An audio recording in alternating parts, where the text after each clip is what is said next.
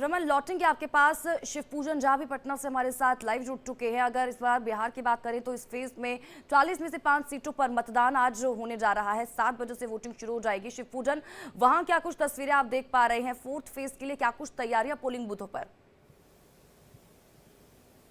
देखिए, इंतजामात तो पूरे पुख्ता कर लिए गए हैं। कोशिश यही है इलेक्शन कमीशन की कि वोटिंग परसेंटेज में जो पहले फेज में देखा गया था कि गिरावट देखने को मिली थी, लेकिन हमने देखा कि उसमें थोड़ा सा सुधार होना शुरू हुआ दूसरे और तीसरे चरण के चुनाव में। इस बार उम्मीद की जा रही, मौसम भी बहुत बढ़िया है बिहार में, उम्मीद की जा रही कि शायद वोटिंग परसेंटेज में कुछ और इजाफा होगा।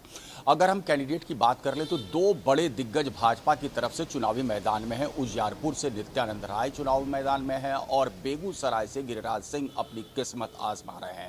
इस बीच प्रधानमंत्री नरेंद्र मोदी की कल यहां पर जबरदस्त रोड शो हुआ। यह पहला वाकया था जब किसी प्रधानमंत्री का पाटलिपुत्र की धरती पर रोड शो हो। प्रधानमंत्री आज भी पटना में हैं और उनकी सभाएं हैं बिल्कुल आसपास के इलाके में ही। 3 सभाएं प्रधानमंत्री की हैं, तो जाहिर तौर पर एक मैसेज देने की कोशिश की जा रही है प्रधानमंत्री के द्वारा। कई सीटों पर एक साथ वो साध रहे हैं इन सीटों को, और उम्मीद यही की जा रही है कि प्रधानमंत्री के इस दौरे से शायद जो भी कैंडिडेट है भाजपा के या जदयू के, क्योंकि यहाँ इनका साझा कार्यक्रम था। कल हमने देखा कि प्रधानमंत्री के साथ नीतीश कुमार भी मौजूद थे। खुली गाड़ी पर लोगों का अभिवादन स्वीकार कर रहे थे, लोगों को अभिवादन दे भी रहे थे, और जो रिस्पॉन्स जिस तरीके का आ रहा था, जो बॉडी लैंग्वेज था, उससे कहीं ना कहीं ये साबित होता है कि एक तरफ यूनिटी है और दूसरी तरफ हम देख रहे हैं कि इंडिया गठबंधन में कहीं कोई साझा कार्यक्रम इस तरीके का चॉकआउट नहीं हुआ। लगातार राजद कह रही थी कि कांग्रेस